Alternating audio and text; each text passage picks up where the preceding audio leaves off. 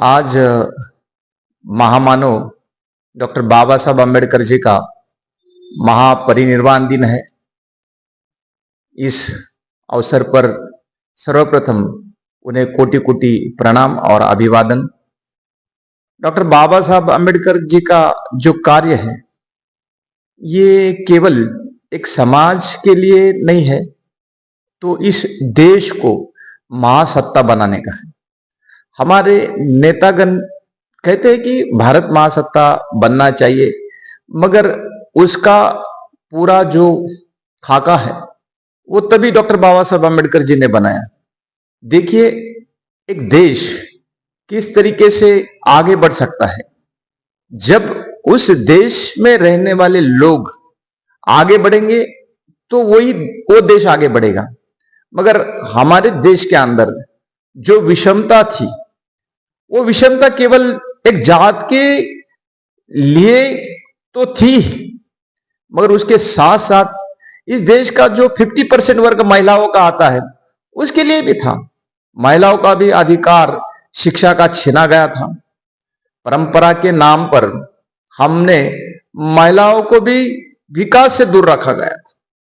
उसके साथ साथ इस देश का जो मूल निवासी है उसको भी हमने उसी तरीके से शिक्षा से और विकास से दूर रखा था। और इस सारी लड़ाई को डॉक्टर बाबा साहब अम्बेडकर जी ने इस देश के विकास के नजर से देखकर आगे लेके गए, मानवता के विचार से देख के आगे लेके गए। और इतनी कठिनाइयों के बावजूद बाबा साहब अम्बेडकर जी डटे रहे और डटकर आज जो हमारा देश है ये दुनिया में एक अपनी जगह बना रहा है। तो उसका कारण आधुनिक युग में डॉक्टर बाबा साहब अम्बेडकर जी का योगदान इस देश के लिए जो है वो है।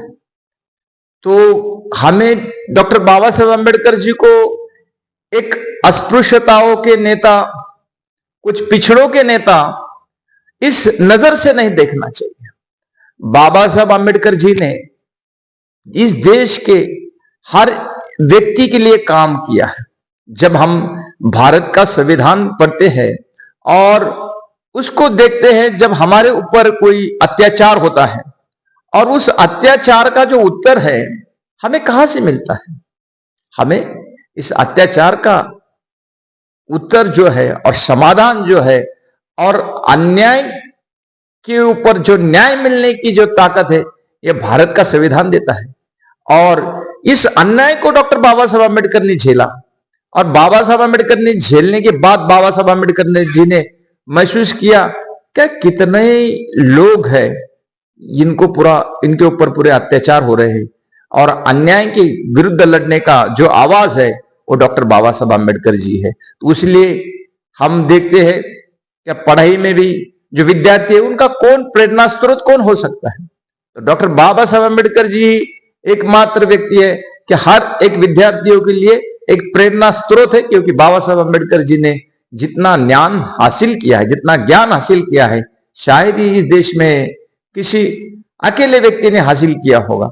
तो इतने महान व्यक्ति हमारे भारत को मिलना ये हमारे भारत के लिए भी गर्व की बात है। मगर हम केवल डॉक्टर बाबा साहब अम्बेडकर जी को प्रतिमाओं में ना देखें, पुतलों में ना देखें, हमें उनके विचार इस देश को और इस देश के अंदर मानवता को प्रस्थापित करने के लिए लेके जाने की जरूरत है। इस देश को आगे लेके जाना है तो डॉक्टर बाबा साहब अम्बेडकर जी का एक ही विचार है कि वो आगे लेके जा सकता है, क्योंकि ये विचार जो है ये मानवता के ऊपर आधारित है, ये विचार जो है ये विज्ञान के ऊपर आधारित है।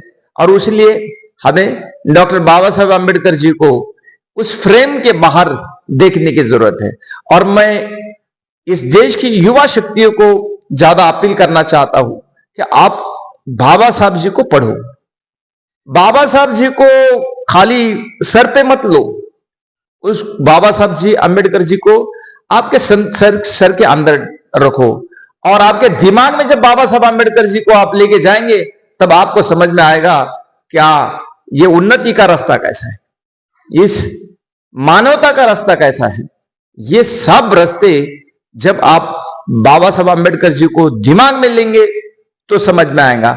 आप खाली सर पे लेंगे और खाली जय भीम का नारा देके काम नहीं होगा, क्योंकि जय भीम एक शब्द है जो हजारों अन्यायों के खिलाफ एक आवाज है, मगर उस आवाज के पीछे का सच हमको जानना पड़ेगा। और उस सच को जानने के लिए हमें उस पद चिन्हों पे चलना है जो डॉक्टर बाबा साहब आम्बेडकर जी ने इस देश में उनके कार्य के द्वारा प्रस्तापित किए हैं।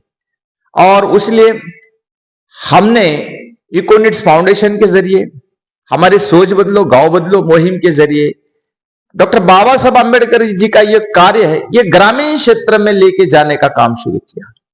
हमने उत्थान भवनों का निर्माण किया और ये कंटिन्यू जारी है। वहां लाइब्रेरी बनाने का काम शुरू किया, बच्चों को फ्री में कोचिंग देने का काम हो रहा है, बच्चों को वहां पढ़ाने का काम हो रहा है। ग्रामीण क्षेत्र में हम शिक्षा का आज भी स्तर बहुत नीचा है और उसको ऊंचा करने के लिए हमें लोगों को, ग्रामीण भारत के लोगों को डॉक्टर बाबा साहब आम्बेडकर जी को क्या है वो बताना पड़ेगा। और तब ये बच्चों के अंदर जुनून पैदा हो जाएगा पढ़ाई के लिए, और तभी सही मायने में हमारे देश का विकास हो जाएगा। और उत्थान सेंटर में फिर उसी तरीके से हमने पूरी आधुनिक सुविधाएं देने का काम किया है। वहां वो टीचर्स आते हैं, जो बच्चे स्कूल में जाते नहीं है उनको अच्छी तरीके से पढ़ा के फिर से उनको स्कूल में भेजा जा रहा है। उनके अंदर में जो प्रतिभाएं है उस प्रतिभाओं को हम झांक रहे हैं, उसको समझ रहे हैं और उनको फिर से उन प्रतिभाओं को हम ताकत दे रहे हैं। और वो ताकत उत्थान सेंटर के माध्यम से देने का काम कर रहे हैं। वो सपने जो ग्रामीण क्षेत्र के बच्चे देख रहे हैं, वो सपनों को हम आसमान में लेके जाने की ताकत देने का काम हमारे उत्थान सेंटर कर रहे हैं। तो उत्थान सेंटर जो है वहां यूपीएससी एमपीएससी की किताबें रखी गई है, वहां प्रोजेक्टर रखे गए हैं। हमारे राजस्थान के उत्थान सेंटर में तो कंप्यूटर सेंटर्स भी बनाए गए, इंफॉर्मेशन सेंटर्स भी बनाए गए। तो बच्चे पढ़ रहे हैं, सर्विस को लग रहे हैं, गांव में बैठ के उनको कोचिंग का ज्ञान मिल रहा है, कोचिंग की पूरी फैसिलिटीज मिल रही है। तो इस तरीके से जो विकसित भारत बनने का जो सपना डॉक्टर बाबा साहेब आम्बेडकर ने जी देखा था, वो हमारे उत्थान सेंटर जो है वो बनाने का काम कर रहे हैं। मगर हमारे उत्थान सेंटर आज उंगलियों पे गिनने इतने हैं। हमारा सपना है कि डॉक्टर बाबा साहेब आम्बेडकर जी का विचार इस देश के हर एक व्यक्ति के तरफ जाने के लिए हर एक व्यक्ति पढ़ना चाहिए, शिक्षित बनना चाहिए, और वो शिक्षित बनाने का काम हम उत्थान के माध्यम से कर रहे हैं। तो मुझे लगता है कि ये आज के महापरिनिर्वाण दिन के अवसर पर डॉक्टर बाबा साहब आम्बेडकर जी को सही मायने में श्रद्धांजलि होगी कि हम उनका जो शिक्षा का अभियान है वो आगे लेके जाए। उत्थान सेंटरों में ध्यान करवाया जा रहा है बच्चों से, तो एक ऐसा समाज बनाने का काम उत्थान में हो रहा है जो नीति के आधार पर काम करे और ध्यान के बल पर हमारे यहाँ जो पढ़ने वाले बच्चे हैं वो कोई गलत काम नहीं करेंगे। और जो भारतीय संविधान को अपेक्षित है ऐसा नागरिक बनाने का काम हमारे उत्थान सेंटर्स कर रहे हैं। ये हमें गर्व है कि डॉक्टर सत्यपाल सिंह मीना साहब और हमारी पूरी टीम जो जुड़कर इस सपने को साकार करने के लिए जो दिन रात काम कर रहे हैं, बिना कोई पुरस्कार, बिना किसी के प्रशंसा के, सर्टिफिकेट के, हमारी टीम रात दिन जुड़कर समाज में शिक्षा का महत्व और मॉरल और एक अच्छे इंसान बनने का काम वहां से हो रहा है। तो डॉक्टर बाबा साहब आम्बेडकर जी का जो सपना है, जो कार्य है, इसी तरीके से आगे लेके जा सकता है और वही हमारी टीम, हमारे सेंटर्स कर रहे हैं। इसके साथ साथ हम डॉक्टर बाबा साहब अम्बेडकर जी के जीवन पट पे जाते हैं तो हमें पता चलता है कि बाबा साहब अम्बेडकर जी ने किस तरीके से मानवता के लिए पानी का संघर्ष किया था, और उस संघर्ष को उन्होंने महातालाब का जो सत्याग्रह है, ये भारत के इतिहास में एक और दुनिया के इतिहास में एक अनोखा सत्याग्रह है कि जो पानी के लिए लोगों को लड़ाई लड़नी पड़ती है। और इसी को ध्यान में रखते हुए हम जो है इकोनिट्स फाउंडेशन के जरिए 20 मार्च जो दिन है इसको हम world rights to water day के तौर पे मनाते हैं, क्योंकि पानी ये अधिकार है, ये मानवता के लिए जरूरी चीज है। आज देखो शहरों में, हमारा ये शहर है छत्रपति संभाजी नगर, 10 दिन के बाद पानी आता है, 8 दिन के बाद पानी आता है। किस तरीके से लोग जीते होंगे और जी रहे हैं। तो पानी देने का जो अधिकार है और लोगों को मिलने का अधिकार है, उसका संघर्ष बाबा साहब अम्बेडकर जी ने किया, मगर हम लोगों को वो संघर्ष फिर से याद करने की जरूरत है। और तभी हम 10 दिन से 1 महीने से जो पानी नहीं आ रहा है, किस गांव में तो पानी की व्यवस्था तक नहीं है, उस व्यवस्था पानी लाने के लिए हमें फिर से उस महातालाब सत्याग्रह जो बाबा साहब अम्बेडकर जी ने जो छेड़ा था, वह सत्याग्रह आज फिर से छेड़ने की जरूरत है।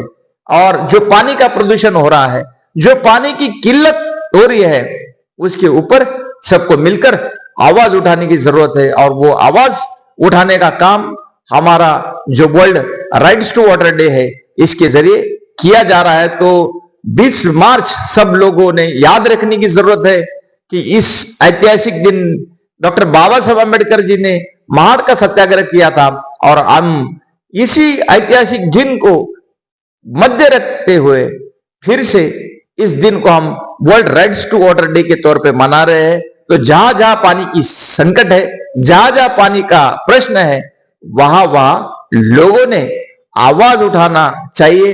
यही आज के महापरिनिर्वाण दिन के अवसर पर सही मायने में मैं कहूंगा कि डॉक्टर बाबा साहब अम्बेडकर जी को श्रद्धांजलि होगा, विनम्र अभिवादन होगा, क्योंकि उन्होंने जो कार्य किया, शुरू किया है, उसको हमें लेके जाना है।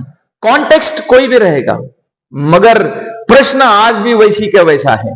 पानी का प्रश्न आज भी वैसी का वैसे। पहले तो कुछ ठराविक जातियों को पानी के लिए पानी नहीं मिलता था, आज तो ऐसी अवस्था हो गई है क्या हर समाज को पानी मिलना कठिन हो रहा है।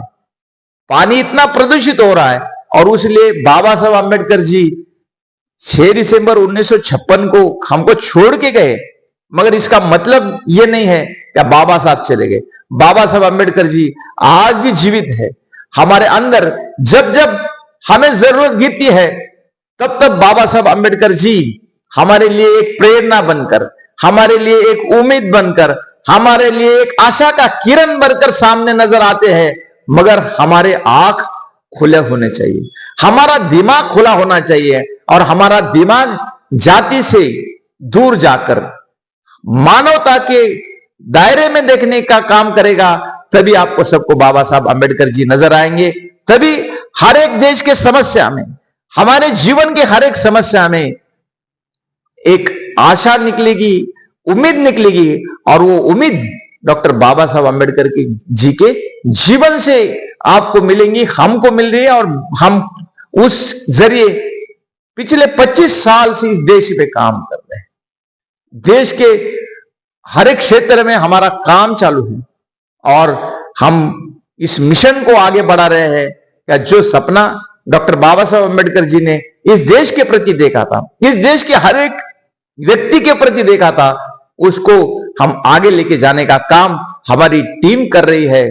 और सही मायने में यही डॉक्टर बाबा साहब अम्बेडकर जी को आज के दिन पर विनम्र अभिवादन होगा, क्या उनके कार्य को हम लेके जाए, आगे लेके जाए, और मिशनरी तौर पे लेके जाए, और तभी इस देश को हम एक दुनिया में एक अलग पहचान के रूप में देख पाएंगे।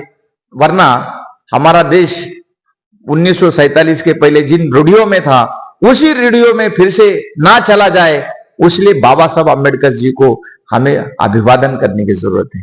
हमें जय भीम का नारा उसलिए लगाना जरूरी है क्या फिर से वो दिन इस देश को ना आए, फिर से वो दिन इस देश के लोगों के नसीब में ना आए, जिस दिन खाना मोहताज था, जिस दिन जीवन जीना इतना कठिन था, वो दिन इस देश के लोगों को ना देखना पड़े, इसलिए हमें बाबा साहब आम्बेडकर जी को पढ़ना है, समझना है और उनके कार्य को आगे लेके जाना है। डॉक्टर बाबा साहब आम्बेडकर जी को आज के उनके महापरिनिर्वाण दिन पर विनम्र अभिवादन।